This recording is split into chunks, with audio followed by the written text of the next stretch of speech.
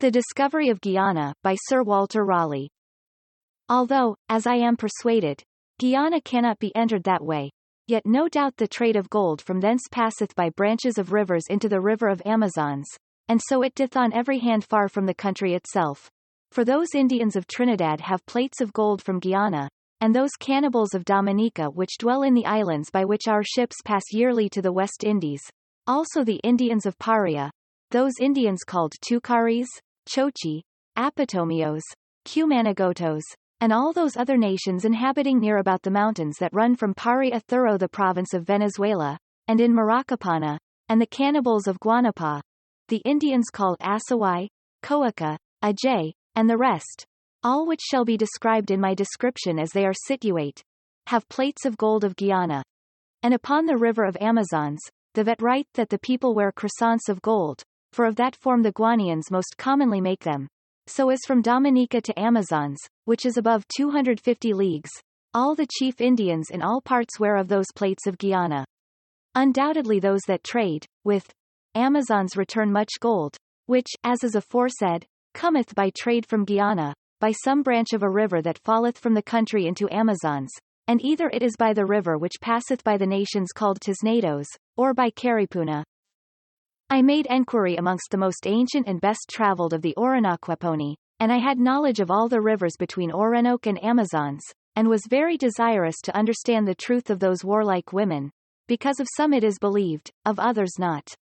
And though I digress from my purpose, yet I will set down that which hath been delivered me for truth of those women, and I spake with a cacique, or lord of people, that told me he had been in the river, and beyond it also. The nations of these women are on the south side of the river in the provinces of Topago, and their chiefest strengths and retracts are in the islands situate on the south side of the entrance, some 60 leagues within the mouth of the said river. The memories of the like women are very ancient as well in Africa as in Asia. In Africa those that had Medusa for queen. Others in Scythia, near the rivers of Tanais and Thermodon. We find, also, that Lampedo and Marthesia were queens of the Amazons. In many histories they are verified to have been, and in divers ages and provinces, but they which are not far from Guiana do accompany with men but once in a year, and for the time of 1 month, which I gather by their relation, to be in April, and that time all kings of the borders assemble, and queens of the Amazons, and after the queens have chosen, the rest cast lots for their valentines. This 1 month they feast, dance, and drink of their wines in abundance, and the moon being done they all depart to their own provinces. They are said to be very cruel and bloodthirsty, especially to such as offer to invade their territories. These Amazons have likewise great store of these plates of gold, which they recover by exchange chiefly for a kind of green stones, which the Spaniards call piedras hijadas, and we use for spleen stones, and for the disease of the stone we also esteem them. Of these I saw divers in Guiana, and commonly every king or cacique hath one, which their wives for the most part wear, and they esteem them as great jewels. But to return to the enterprise of Barreo, who, as I have said, departed from Nuevo Reino with 700 horse, besides the provisions above rehearsed. He descended by the river called Casanar, which riseth in Nuevo Reino out of the mountains by the city of Tunja, from which mountain also springeth Pato, both which fall into the great river of Meta, and Meta riseth from a mountain joining to Pamplona, in the same Nuevo Reino de Granada. These, as also Guayari, which issueth out of the mountains by Timana, fall all into Baraquan, and are but of his heads, for at their coming together they lose their names, and Baraquan farther down is also rebaptized by the name of Orinoco. On the other side of the city and hills of Timana riseth Rio Grande, which falleth into the sea by Santa Marta. By Casanar first, and so into Meta, Barreo passed, keeping his horsemen on the banks, where the country served them for to march, and where otherwise, he was driven to embark them in boats which he builded for the purpose, and so came with the current down the river of Meta, and so into Baraquan. After he entered that great and mighty river, he began daily to lose of his companies both men and horse, for it is in many places violently swift, and hath forcible eddies, many sands, and divers islands sharp-pointed with rocks. But after 1 whole year, journeying for the most part by river, and the rest by land, he grew daily to fewer numbers, from both by sickness, and by encountering with the people of those regions thorough which he travelled, his companies were much wasted, especially by divers encounters with the Amapians.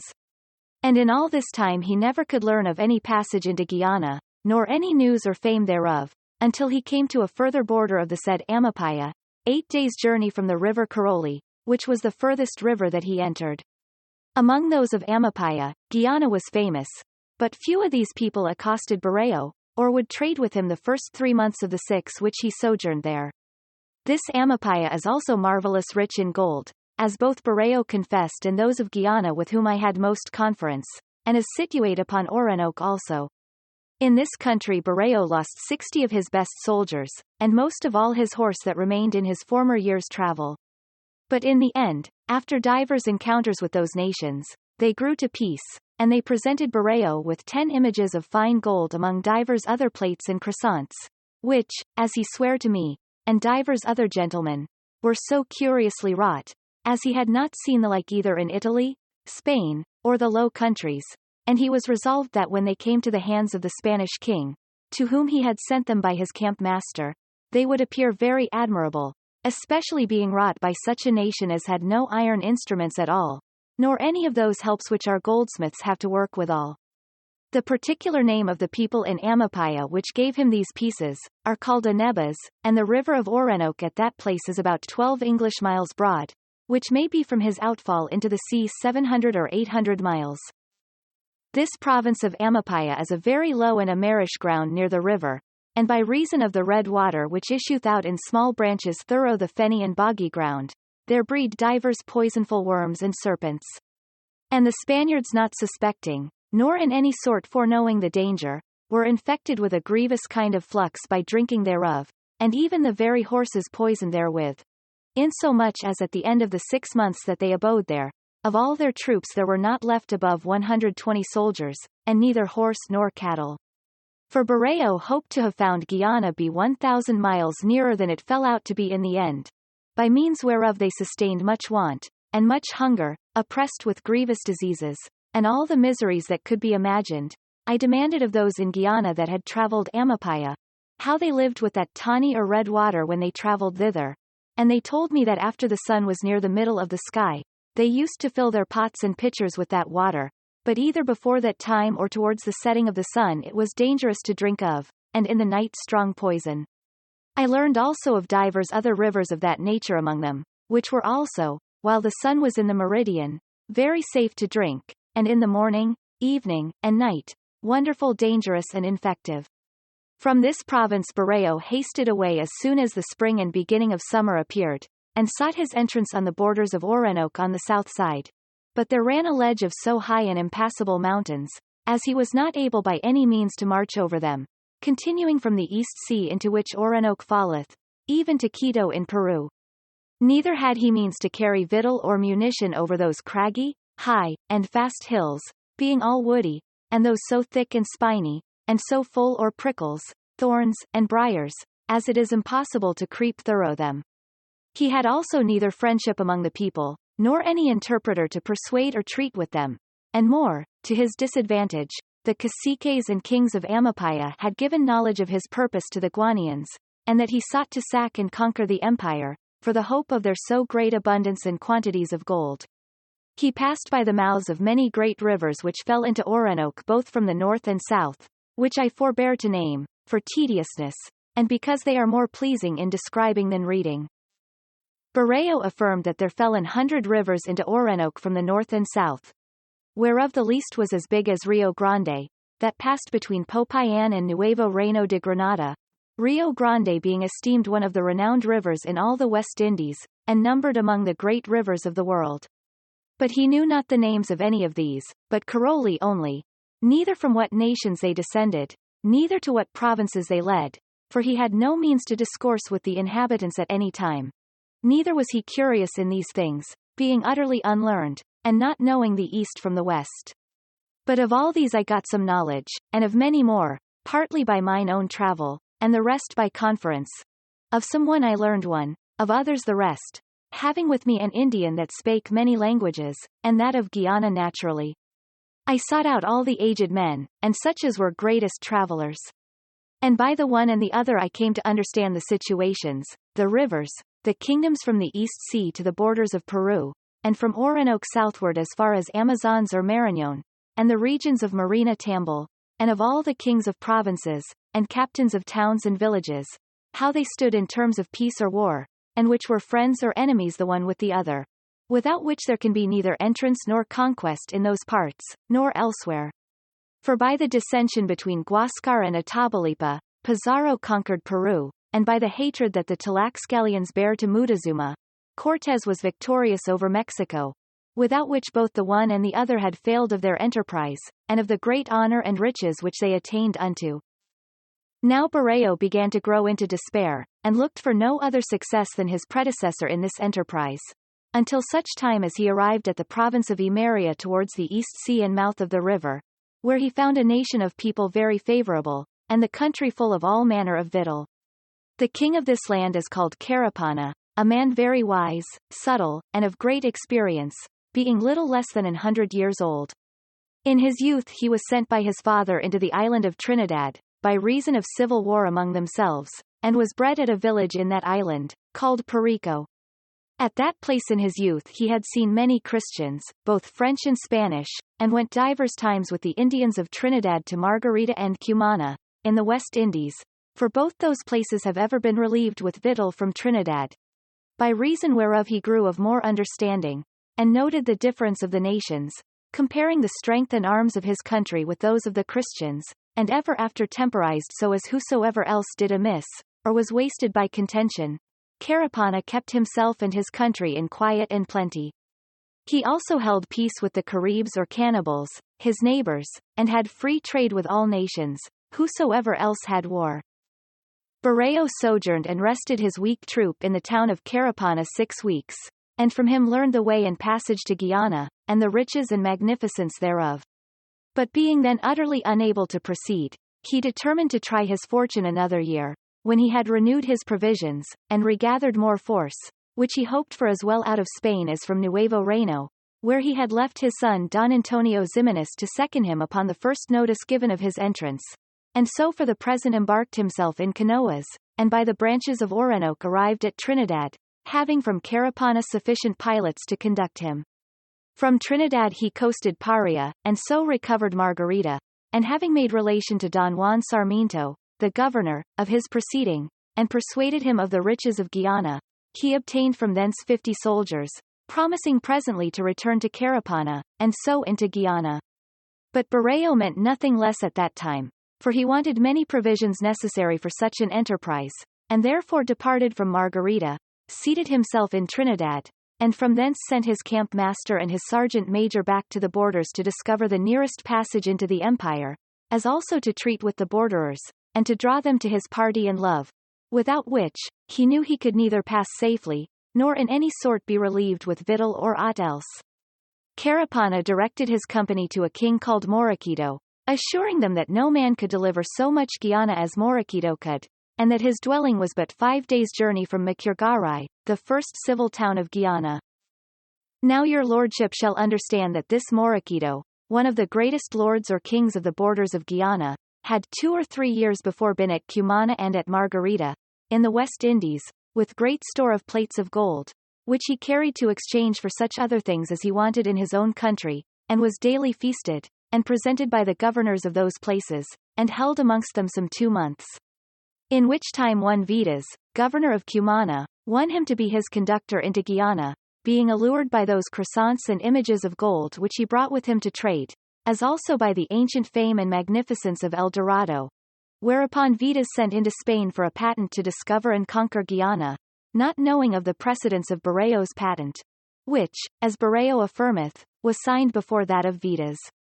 So as when Vidas understood of Berreo and that he had made entrance into that territory, and foregone his desire and hope, it was verily thought that Vidas practiced with Moraquito to hinder and disturb Berreo in all he could, and not to suffer him to enter through his seigniory, nor any of his companies.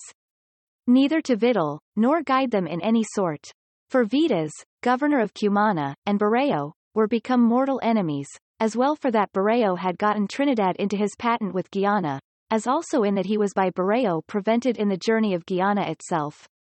Howsoever it was, I know not, but Moroquito for a time dissembled his disposition, suffered 10 Spaniards and a friar, which Barreiro has sent to discover Manoa, to travel through his country, gave them a guide for Macurgaray, the first town of civil and apparelled people, from whence they had other guides to bring them to Manoa, the great city of Inga, and being furnished with those things which they had learned of Carapana were of most price in Guiana, went onward, and in 11 days arrived at Manoa, as Barreiro affirmeth for certain,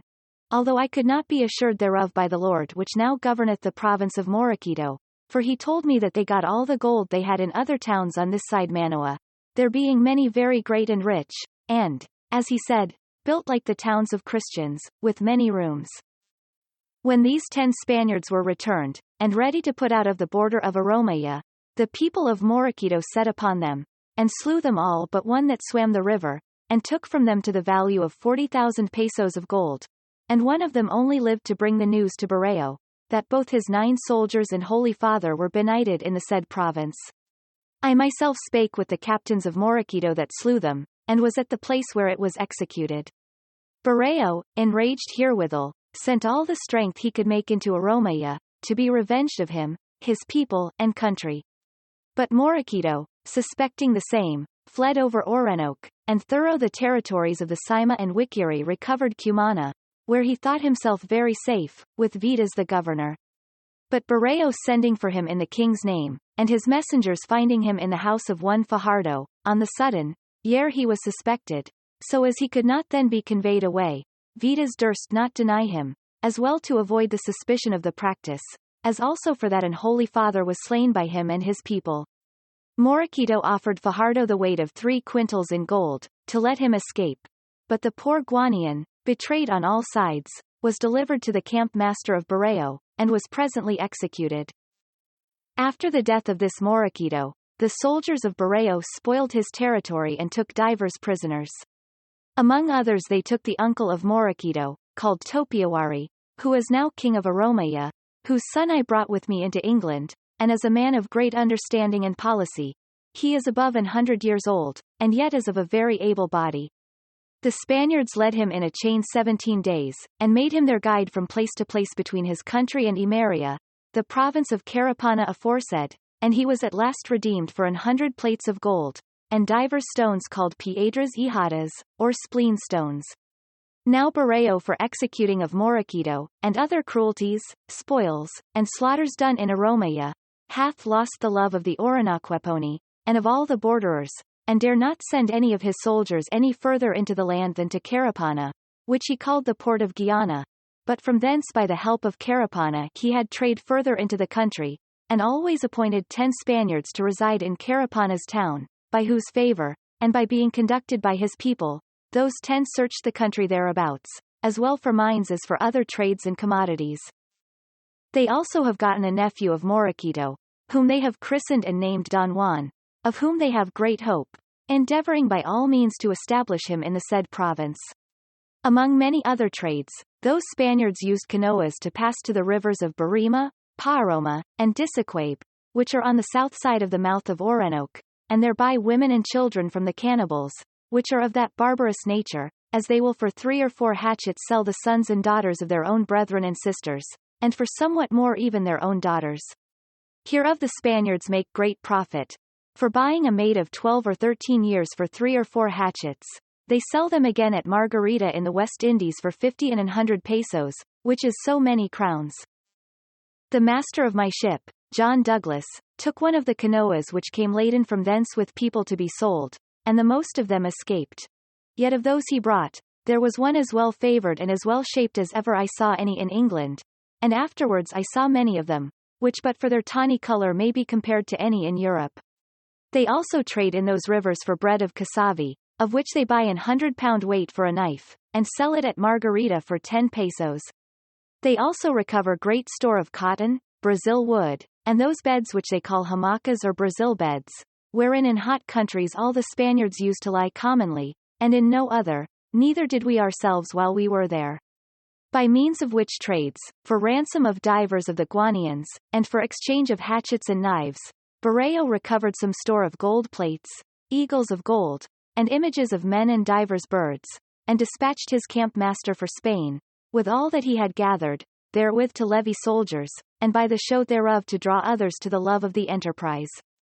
And having sent divers images as well of men as beasts, birds, and fishes, so curiously wrought in gold, he doubted not but to persuade the king to yield to him some further help, especially for that this land hath never been sacked, the mines never wrought, and in the Indies their works were well spent, and the gold drawn out with great labor and charge.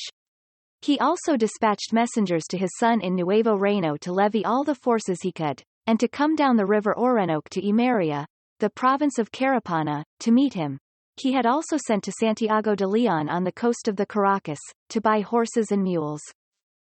After I had thus learned of his proceedings past and purposed, I told him that I had resolved to see Guiana, and that it was the end of my journey, and the cause of my coming to Trinidad, as it was indeed, and for that purpose I sent Jacob Whiddon the year before to get intelligence, with whom Barreo himself had speech at that time, and remembered how inquisitive Jacob Whiddon was of his proceedings, and of the country of Guiana. Barreo was stricken into a great melancholy and sadness, and used all the arguments he could to dissuade me, and also assured the gentlemen of my company that it would be labor lost, and that they should suffer many miseries if they proceeded. And first he delivered that I could not enter any of the rivers with any bark or pinnace, or hardly with any ship's boat, it was so low, sandy, and full of flats, and that his companies were daily grounded in their canoes, which drew but 12 inches water. He further said that none of the country would come to speak with us, but would all fly, and if we followed them to their dwellings, they would burn their own towns. And besides that, the way was long, the winter at hand, and that the rivers beginning once to swell, it was impossible to stem the current, and that we could not in those small boats by any means carry victuals for half the time, and that, which indeed most discouraged my company, the kings and lords of all the borders of Guiana had decreed that none of them should trade with any Christians for gold, because the same would be their own overthrow, and that for the love of gold the Christians meant to conquer and dispossess them of all together. Many and the most of these I found to be true, but yet I resolving to make trial of whatsoever happened, directed Captain George Gifford, my vice-admiral, to take the Lion's Whelp, and Captain Caulfield his bark, and, to turn to the eastward, against the mouth of a river called Capari, whose entrance I had before sent Captain Whiddon and John Douglas the master to discover, who found some 9 foot water or better upon the flood, and 5 at low water, to whom I had given instructions that they should anchor at the edge of the shoal, and upon the best of the flood to thrust over, which shoal John Douglas buoyed and beckoned for them before. But they labored in vain, for neither could they turn it up altogether so far to the east, neither did the flood continue so long, but the water fell ere they could have passed the sands. As we after found by a second experience, so as now we must either give over our enterprise, or leaving our ships at adventure 400 mile behind us, must run up in our ship's boats, 1 barge, and 2 wherries. But being doubtful how to carry victuals for so long a time in such baubles, or any strength of men, especially for that Barreo assured us that his son must be by that time come down with many soldiers, I sent away one king, master of the Lion's Whelp, with his ship-boat, to try another branch of the river in the bottom of the bay of Guanapa, which was called Amana, to prove if there were water to be found for either of the small ships to enter. But when he came to the moot of Amana, he found it as the rest, but stayed not to discover it thoroughly, because he was assured by an Indian, his guide, that the cannibals of Guanapa would assail them with many canoas, and that they shot poisoned arrows, so as if he hasted not back, they should all be lost.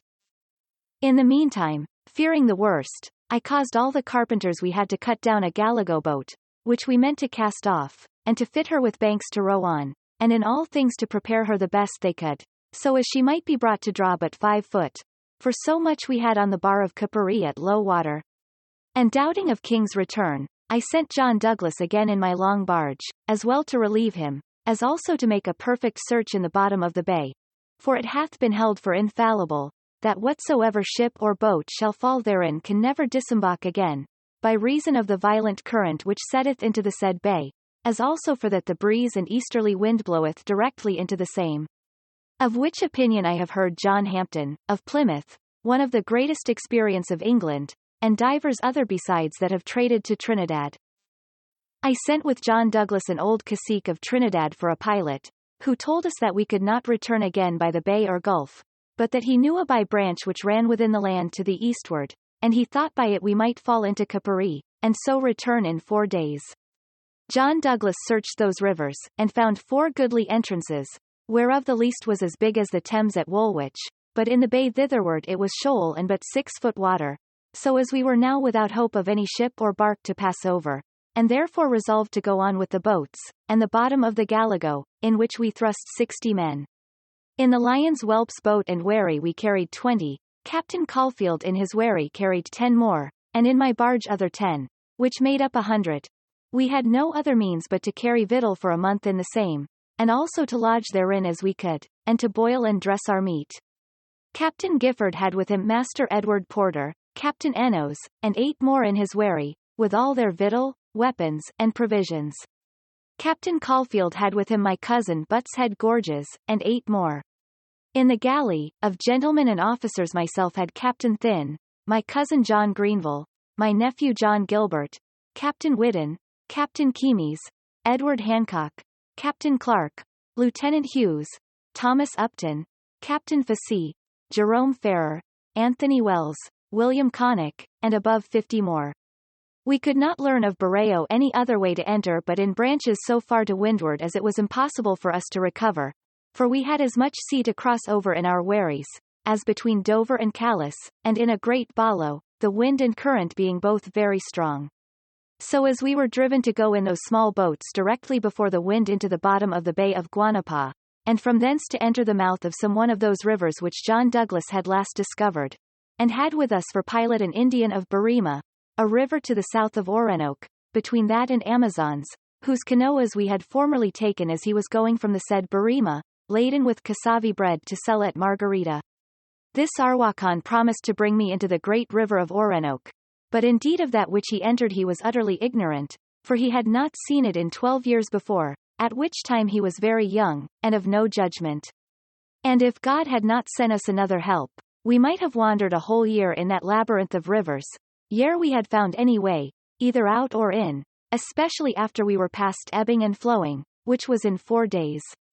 For I know all the earth doth not yield the like confluence of streams and branches, the one crossing the other so many times, and all so fair and large, and so like one to another, as no man can tell which to take. And if we went by the sun or compass, hoping thereby to go directly one way or other, yet that way we were also carried in a circle amongst multitudes of islands, and every island so bordered with high trees as no man could see any further than the breadth of the river, or length of the breach. But this it chanced, that entering into a river, which because it had no name, we called the River of the Red Cross, ourselves being the first Christians that ever came therein, the 22th of May, as we were rowing up the same, we espied a small canoa with 3 Indians, which by the swiftness of my barge, rowing with 8 oars, I overtook ere they could cross the river. The rest of the people on the banks, shadowed under the thick wood, gazed on with a doubtful conceit what might befall those 3 which we had taken. But when they perceived that we offered them no violence, neither entered their canoa with any of ours, nor took out of the canoa any of theirs, they then began to show themselves on the bank's side, and offered to traffic with us for such things as they had. And as we drew near, they all stayed, and we came with our barge to the mouth of a little creek which came from their town into the great river. As we abode here a while, our Indian pilot, called Ferdinando, would needs go ashore to their village to fetch some fruits and to drink of their artificial wines, and also to see the place and know the lord of it against another time, and took with him a brother of his which he had with him in the journey. When they came to the village of these people the lord of the island offered to lay hands on them, purposing to have slain them both, yielding for reason that this Indian of ours had brought a strange nation into their territory to spoil and destroy them. But the pilot being quick and of a disposed body, slipped their fingers and ran into the woods, and his brother, being the better footman of the 2, recovered the creek's mouth, where we stayed in our barge, crying out that his brother was slain. With that we set hands on one of them that was next us, a very old man, and brought him into the barge, assuring him that if we had not our pilot again we would presently cut off his head. This old man, being resolved that he should pay the loss of the other, cried out to those in the woods to save Ferdinando, our pilot, but they followed him notwithstanding, and hunted after him upon the foot with their deer dogs, and with so main a cry that all the woods echoed with the shout they made. But at the last this poor chaste Indian recovered the riverside and got upon a tree, and, as we were coasting, leapt down and swam to the barge half dead with fear. But our good hap was that we kept the other old Indian, which we handfasted to redeem our pilot withal. For, being natural of those rivers, we assured ourselves that he knew the way better than any stranger could. And, indeed, but for this chance, I think we had never found the way either to Guiana or back to our ships. For Ferdinando after a few days knew nothing at all, nor which way to turn. Yea, and many times the old man himself was in great doubt which river to take. Those people which dwell in these broken islands and drowned lands are generally called Tivitivas. There are of them two sorts, the one called Siawani, and the other Warawit. The great river of Orinoco or Baraquan hath 9 branches which fall out on the north side of his own main mouth. On the south side it hath 7 other fallings into the sea, so it disembowqueth by 16 arms in all, between islands and broken ground. But the islands are very great, many of them as big as the Isle of Wight, and bigger, and many less. From the first branch on the north to the last of the south it is at least 100 leagues, so as the river's mouth is 300 miles wide at his entrance into the sea, which I take to be far bigger than that of Amazon's. All those that inhabit in the mouth of this river upon the several north branches are these Tivitivas, of which there are 2 chief lords which have continual wars one with the other. The islands which lie on the right hand are called Palamos, and the land on the left, Harorotamaka, and the river by which John Douglas returned within the land from Amana to Capari they call Macuri. These Tivitivas are a very goodly people and very valiant, and have the most manly speech and most deliberate that ever I heard of what nation soever. In the summer they have houses on the ground, as in other places. In the winter they dwell upon the trees, where they build very artificial towns and villages, as it is written in the Spanish story of the West Indies that those people do in the lowlands near the Gulf of Uraba. For between May and September the river of Orinoco riseth 30 foot upright, and then are those islands overflown 20 foot high above the level of the ground, saving some few raised grounds in the middle of them, and for this cause they are enforced to live in this manner. They never eat of anything that is set or sown, and as at home they use neither planting nor other mannerance, so when they come abroad they refuse to feed of aught but of that which nature without labour bringeth forth. They use the tops of palmitos for bread, and kill deer, fish, and porks for the rest of their sustenance. They have also many sorts of fruits that grow in the woods, and great variety of birds and fowls. And if to speak of them were not tedious and vulgar, surely we saw in those passages of very rare colours and forms not elsewhere to be found, for as much as I have either seen or read. Of these people those that dwell upon the branches of Orinoco, called Capari, and Macuro, are for the most part carpenters of canoas, for they make the most and fairest canoas, and sell them into Guiana for gold and into Trinidad for tobacco, in the excessive taking whereof they exceed all nations. And notwithstanding the moistness of the air in which they live, the hardness of their diet, and the great labours they suffer to hunt, fish, and fowl for their living, in all my life, either in the Indies or in Europe, did I never behold a more goodly or better favoured people or a more manly. They were wont to make war upon all nations, and especially on the cannibals, so as none durst without a good strength trade by those rivers. But of late they are at peace with their neighbours, all holding the Spaniards for a common enemy. When their commanders die they use great lamentation, and when they think the flesh of their bodies is putrefied and fallen from their bones, then they take up the carcass again and hang it in the cacique's house that died, and deck his skull with feathers of all colours, and hang all his gold plates about the bones of this arms, thighs, and legs. Those nations which are called Arwakas, which dwell on the south of Orinoco, of which place and nation our Indian pilot was, are dispersed in many other places, and do use to beat the bones of their lords into powder, and their wives and friends drink it all in their several sorts of drinks.